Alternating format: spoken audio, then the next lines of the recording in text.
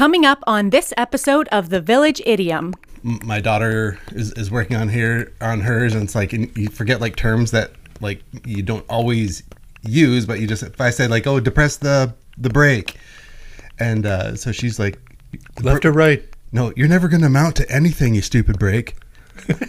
Dum dum da da, Village Idiom. Hello and welcome to the Village Idiom. We are a podcast that every week chooses a popular saying to take shallow, but hopefully comedic, once in a while even interesting dive into its usage, its origin, its meaning, but we're going to also use it to hang our otherwise directionless conversation on. My name is Jurassic Mark. And I'm not Jurassic Mark. Are you not? Between the two of us, I'm not one of them. Say that again? I feel like it's Just one of those doors. repeat you know, one that. of those doors that, like from that kind of David Bowie movie? Like Labyrinth? Yeah. Oh, yeah, the what would your brother say? Exactly. Yeah. One has to say yes or one has to say no or Right, something. yeah. I'm not the other one. I had an uncle that used to tell this joke. Sure. What's the difference between a policeman? And what? One leg's both the same length. He thought he was hilarious. Wow. But I've never forgotten that. I'm going to have to get that later and see if there's actually any sense in that whatsoever. That's funny. Yeah. Foot cop, street cop, the beat. I don't know. Wow, the beat Anyway, does go welcome on. to the Village Idiom. Today we're going to talk about something like this. Pedal.To.The.Metal, sweetheart! That's a good one. You know who that was? No. Did you recognize it at all? No. That was Murdoch from the A-Team. Well, that's awesome. Right? Yeah. It's a Pedal to the metal. It's a really like a common phrase. Like this idiom lives. Oh, totally. It's alive. Pedal to the metal. Let's go. We often say, "Oh, it's an idiom I definitely know, but I haven't really used myself." Right. For sure, I've used this. This is my favorite, and my kids just loathe it. So, illegitimate children, please use this and use it well.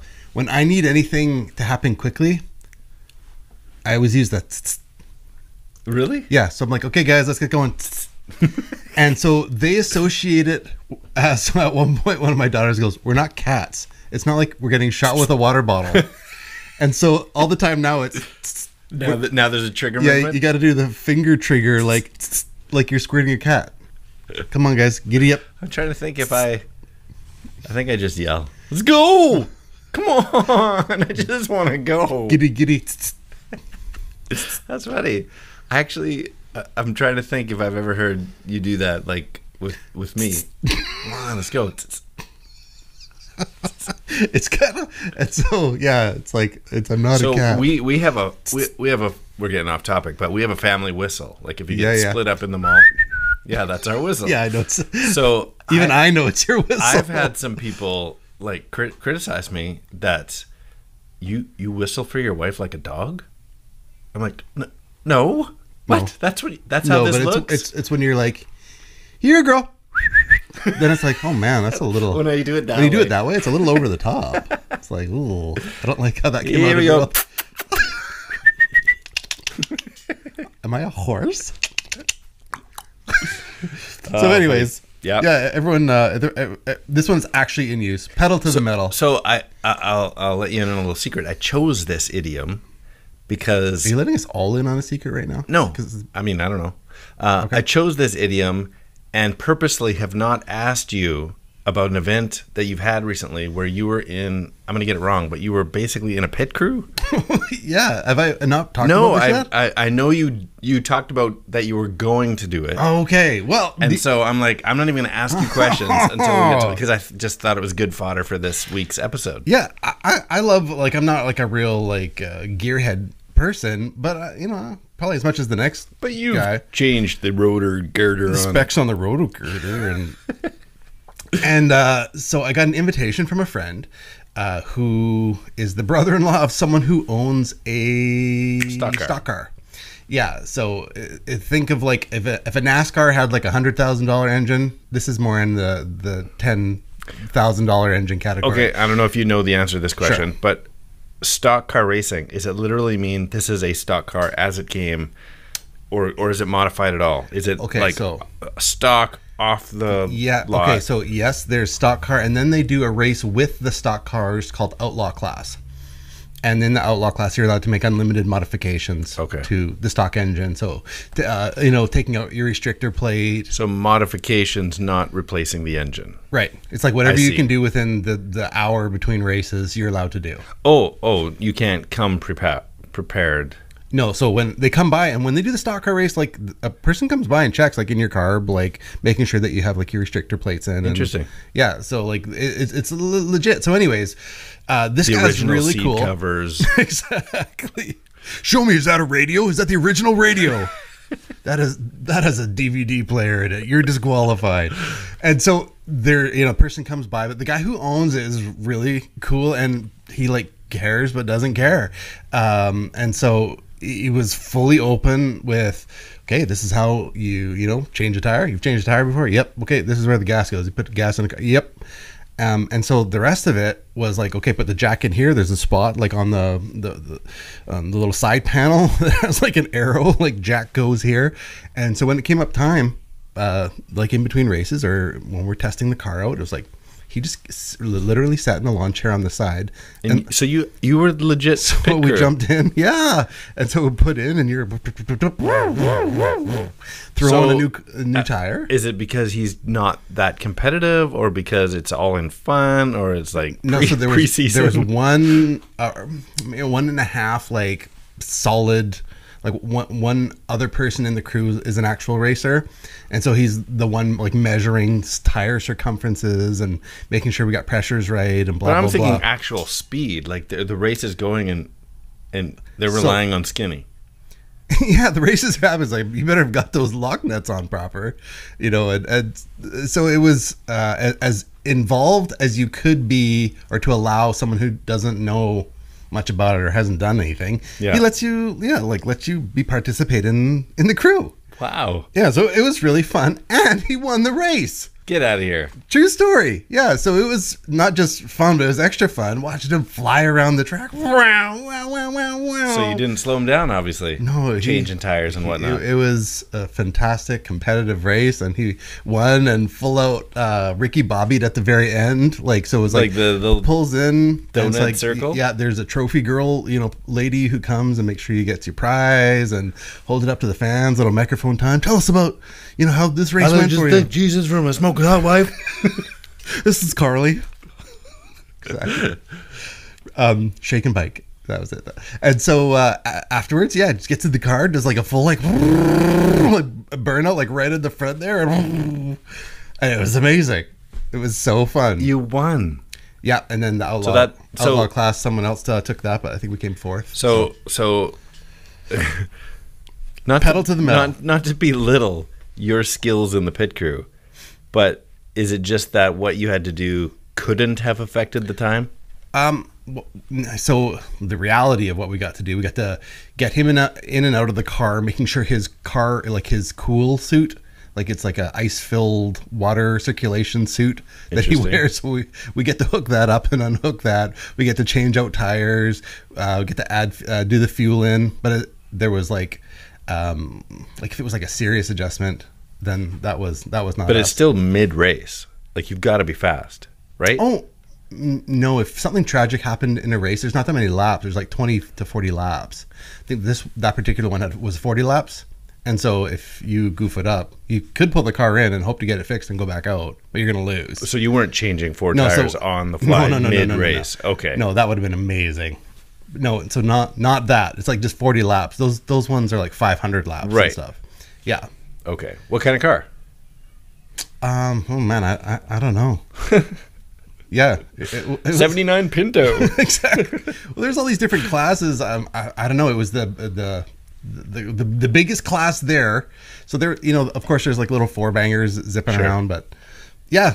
Anyways. That's great. Pedal to the metal, the smells, the sights. That's great. Yeah. Honestly great. Yeah, it was a good time. Pedal to the metal, private. I'm going to throw them in. This, sometimes it's hard to find clips. Not pedal to the metal. I could have had 100 lined up. Let's hear it. Do you got another one for us? Of course. That one was Madagascar 3 with the penguins. Okay, don't look down at the screen. Tell me if you recognize this voice, and then I'll ask if you've seen this movie, because what a weird movie. Put the pedal to the metal. Let's go. Sounds like a lady. Look at the screen. Put the pedal to the metal. Let's go. That's Will Ferrell No. in a movie called Eurovision Song Contest. The story of Fire Saga. I've not heard of that at all. It's amazing. It's like Scandinavian American Idol, and he's the artist to beat, so to speak. Anyway, full on terrible accent through the whole movie. It's a weird movie. Eurovision Song Contest. I was looking up things to discuss in this one, and a joke popped up on the have you heard about it? It's like, oh, here, check out the joke. Often they're kind of funny. It says, people say it takes a long time to get over your ex-girlfriend. I just needed to step on the gas pedal a little bit harder. So there you go. We got into a debate the other day about why a speed bump is called a speed bump, because it should be a slow bump. Because it does make you go faster. Yeah. You don't call it a speed sign because it makes you stop at the end. You call it a stop sign because it makes you stop. So if it makes you do something, it should be called that thing. A slow bump? A slow bump. Wow. Yeah. That sounds like the lambada. That's forbidden. That's the forbidden. That's the forbidden dance. The slow bump. Well, before we get into the dirty and the nerdy origins, as always, I usually save the multiple choice game for the ones that are a little more obscure, or if there's a surprise in the mix. I'm going whatever you say with flooring a car. Okay. So you choose which one of these is real, two of these are not real. Okay. Number one. From car racing. Okay. It's the colloquialism for a driver accelerating so aggressively, I cut my screen off, that the gas pedal is pressed against the floor. Is that what you meant? I vote that one. Okay. Number two. I will preface, it's also from car racing. Oh, dear. From the winner's circle of professional car racing, Pedal.To.The.Metal had a double meaning. The winner would be awarded a gold medal around his neck. Simultaneously, he was handed a dozen red roses. Holding the bouquet against his chest for a photo opportunity, it was said that the victor pressed the pedal, with a D, to the metal, with a T. No, petal with a T to the metal with a D. Wow, okay. Roses against the metal around his neck. The pedal to the metal. Okay. But it was... Well, yeah. Option 3. Pedal-to-the-metal actually comes from cycling. It's an illegal racing move where a cyclist would race so closely to another competitor that his pedal would enter the spokes of the other rider. Like Ben-Hur. Yeah, Ben-Hur, but Tour de France. On road racing. The velodrome. Okay. Well, I'm going to have to go with still option 1. I like it, but you did... That option 2, you're getting sinister because that has the potential. Pedal-to-the-metal and car racing. Yeah. Double entendre. And so the doubling up of the words. But I'm going to go with 1. Yeah, you're right. Yeah. Okay. You're so right. Well, it's funny that car related stuff because, I'm taking my kids through driving lessons and all the rest of that. That's kind of the phase of where my kids are at. And so with my daughter is working on hers, and it's like you forget like terms that like you don't always use, but you just, if I said like, oh, depress the brake, and so she's like, left or right? No, you're never gonna mount to anything, you stupid brake. And I was like, well, depress. That was like depressing the brake. So I guess different stuff means different depending on what kind of zone you're in. I used to do that joke with my actual children when they're babies. Yes, absolutely. Okay, Before you say it, do you want to put them down? Sure. You'll never amount to You're anything. a stupid baby. Put the baby down. You're an idiot, baby. We're the worst fathers ever. But anyways, so do we need to? Where do we get? Do we need to head into the origin zone? Let's do it. What time is it? Yeah, let's do it. Oh, all right. How come nothing's playing? I there it is. some words. Nice. Where'd they go? Where'd they go? No one can know. I turned around and looked behind. Those words came from another mind. Origin.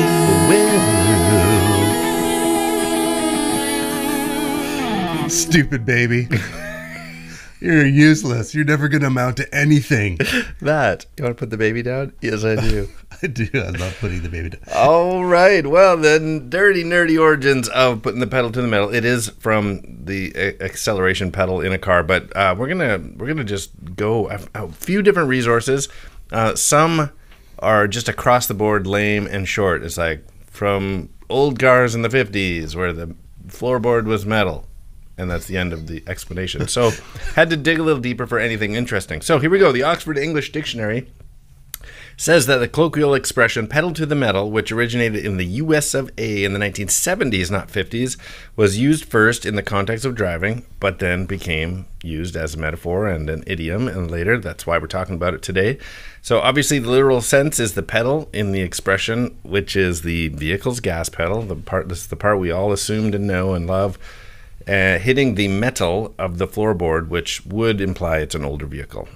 I mean, technically, it's metal. They're all metal still. Sure. It's just a thin layer of carpet now. Right. Like I can actually remove the carpet in my Jeep, and it's pedal to the metal.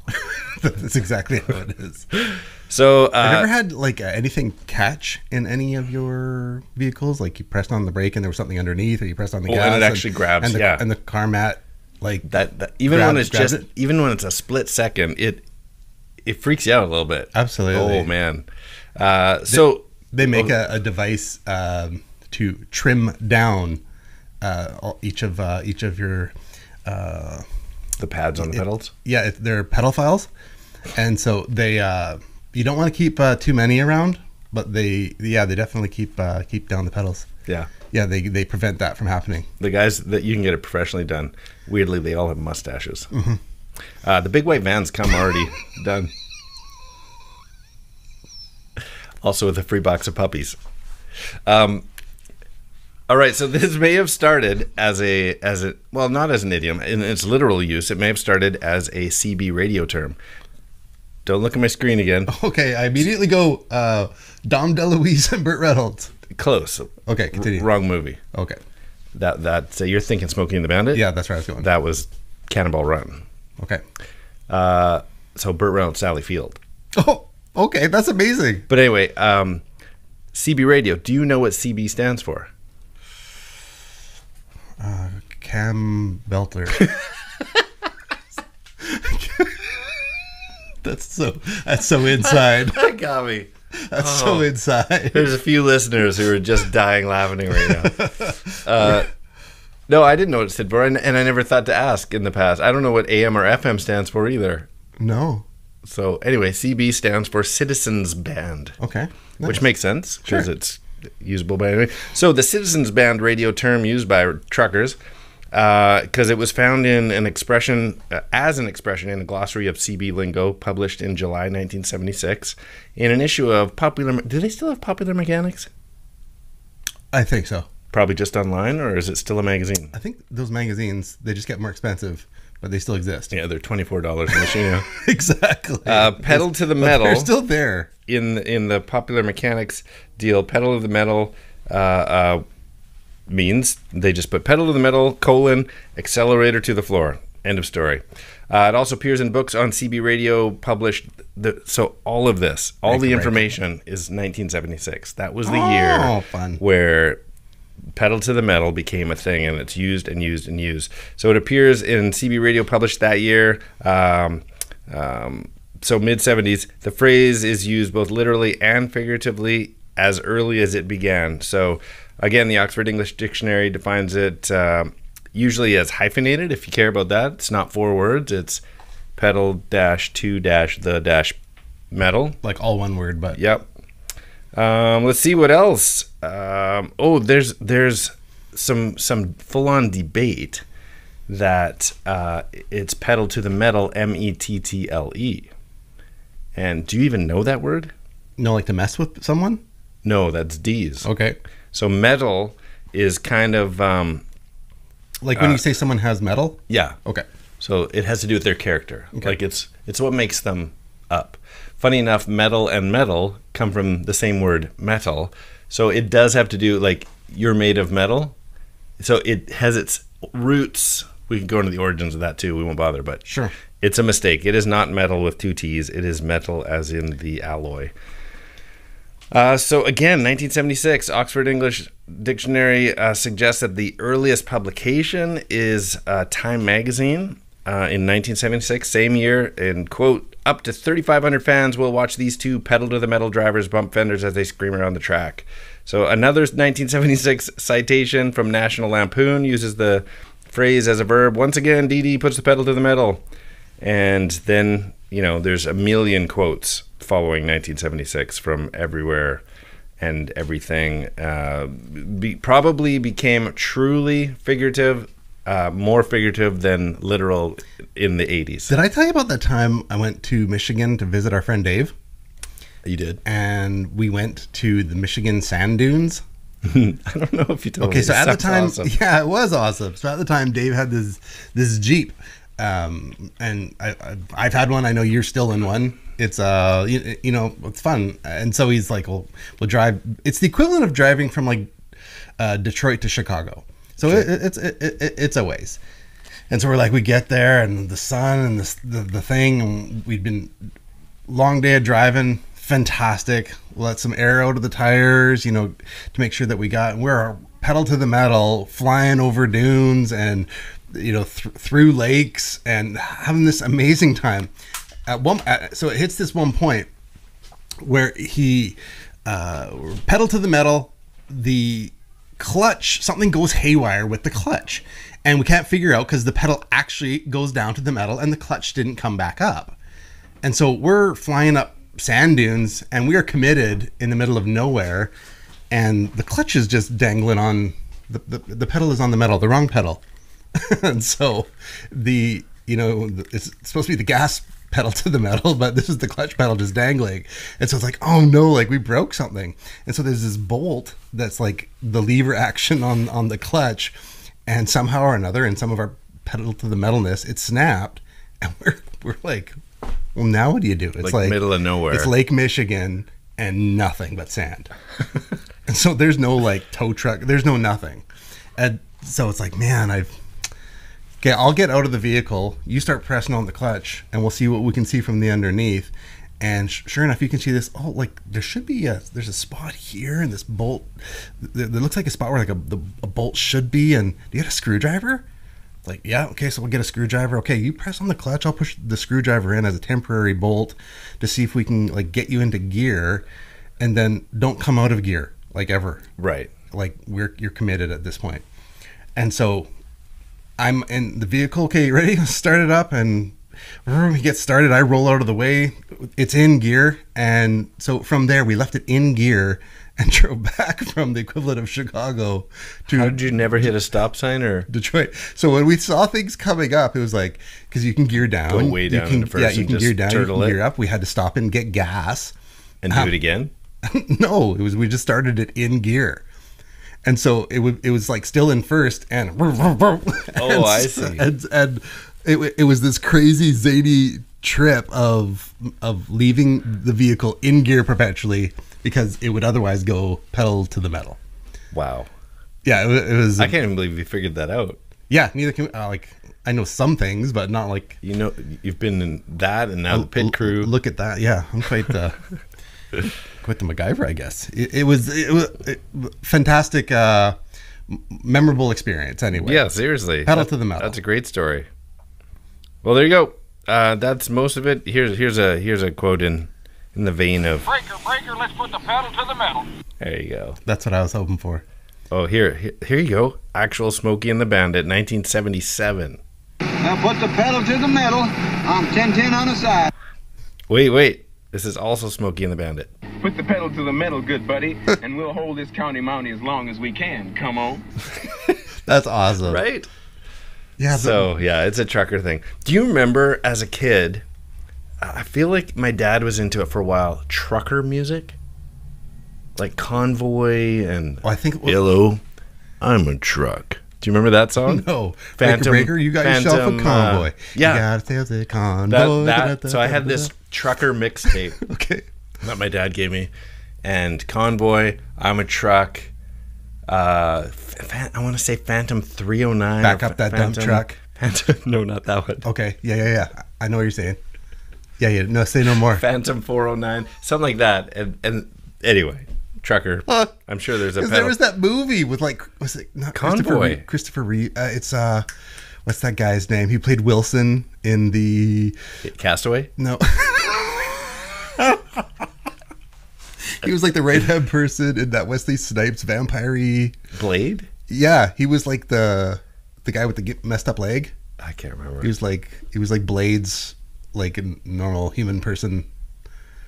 What's that guy's name? It's gonna drive me crazy now. Village Idiom children, help me out in the comments. But anyways, yeah, you'll 100% know who it is. So, all right, I just gotta take this call. Yeah. Hello, we're just recording right now. How can I help you? Oh, are you actually in the middle of it? Sorry. You're now on the podcast. Yeah, you're going to be somewhere around minute 20. Just a homeless person was trying to unlock things with a key they found. Oh, is it a usable key?